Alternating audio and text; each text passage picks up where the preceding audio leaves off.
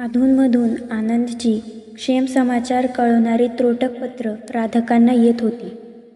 पण आधी ठरलेल्या कालावधीनंतरही आनंद भारतात परतला नाही. भारत त्याच्या दृष्टिकोनानं अनेक अप्रिय घटनांचं आगर झालं होतं. एवढ्यात तिकडं कशाला जाऊन संकटात सापडायचं? गिरिजाच्या लग्नासाठी आनंद केवळ पाहुणा म्हणून आला होता. केवळ आठवडाभर राहून तो पुन्हा लंडनला निघून गेला. अनुपमाचा विचार मनात असला तरी तिला भेटावंसं त्याला वाटलं नाही. लग्नघरात राधिका प्रत्येक पाहुण्याशी त्याचं आवर्जून ओळख करून देत होत्या. त्यामागचं कारण त्याच्या लक्षात आलं होतं. गिरिजा सासरी गेल्यावर राधिकाने विषय काढला. गिरिजाचं आता सगळं नीट झालं. आनंद, तुझी मात्र मला काळजी वाटते.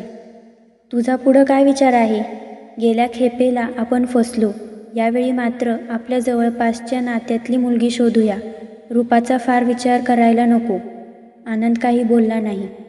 तू फक्त हो म्हण. मुलींची रांग उभी राहील. घडलं त्यात आपली काही चूक नाही. आजपर्यंत तिनं किंवा तिच्या वडिलांनी रोग कमी झालाय म्हणून पोस्टकार्डही टाकलेलं नाही. आपण तरी किती दिवस वाट बघणार? तरीही तो बोलला नाही. अरे, तू काय संन्यासी होणार आहेस काय? मला नातवंड बघायची आहेत. आपल्या घराण्याची एवढी सारी संपत्ती आहे, तिचं काय होईल? आनंद न बोलता तिथून निघून गेला. लग्नाचा विषय निघताच अनुपमाची आठवण होऊन त्याला प्रचंड मनस्ताप होत होता. मग मनाची मुळीच समजूत पटेनाशी होत होती. निघताना नेहमीप्रमाणे आनंदनं आईला नमस्कार केला. मुलगा परदेशी निघाला म्हटल्यावर राधकांनी पुन्हा डोळ्यात पाणी आणून विचारलं, पुन्हा केव्हा येशील? बघूया. तुझ्या लग्नाचं काय करायचं? मी अजून त्यावर विचार केला नाही. तुला वाटेल तसं कर. अशा प्रकारे निश्चितपणे काहीही न सांगता तो निघून गेला.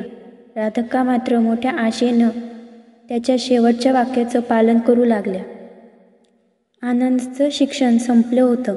आता त्याला भारतात जाणं आवश्यक होतं. पण आनंद काही ना काही निमित्तानं ते टाळत होता. एक जण लहान मुलाला घेऊन आली. देश कुठलाही असला तरी माणसं सगळीकडे तीच असतात.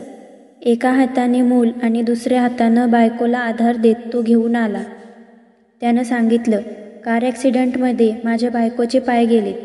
डॉक्टर, आता तिला बरं नाही. त्यात बाळही रडत होतं, त्यामुळे त्यालाही घेऊन आलो. आनंदनं तपासलं. त्याला जाणवलं ही त्याला साजेशी बायको नाही. त्यातच ती लंगडी होती. तो माणूस खेड्यातल्या असल्यामुळे बराच बोलत होता. देवापुढे मृत्यूपर्यंत अलग होणार नाही म्हणून वचन घेतलं होतं ना. मग तिला काही त्रास होत असताना मला तिच्याबरोबर आलंच पाहिजे ना. रुग्णाला तपासताना आनंदच्या मनातही तेच विचार घोळत होते. इंग्लंडसारख्या देशात राहत असताना तिथं सुलभपणे घटस्फोट मिळत असतानाही लंगड्या बायकोबरोबर हा अशिक्षित किंवा अर्धशिक्षित माणूस अंटिल डेथ हे वचन पाळत आहे. मागं त्यानंही हेच वाक्य अनुपमाला सांगितलं होतं. आता तेच वाक्य आनंदला विद्ध करून गेलं. मृत्यूखेरीज कुणीही आपल्याला दूर करू शकणार नाही असा शब्द देणारा आनंद आता दुसऱ्या लग्नाला तयार होत होता. त्याच्या मनात चर झालं. कोड फुटलेल्या अनुपमाबरोबर एकत्र राहणं अशक्य असलं तरी मी दुसऱ्या लग्नाला कसा तयार झालो? दुसऱ्या बायकोलाही असाच एखादा रोग झाला तर? दुसऱ्या लग्नात तरी सुख आहे याची काय हमी? एक लग्न करून त्याबरोबर येणारी सुखदुःख पुरेपूर भोगून झाली आहेत. आता पुन्हा त्या जंजाळात पडायला नको. लग्न न करताही कितीतरी जण राहतातच ना. आपणही तसंच राहायचं.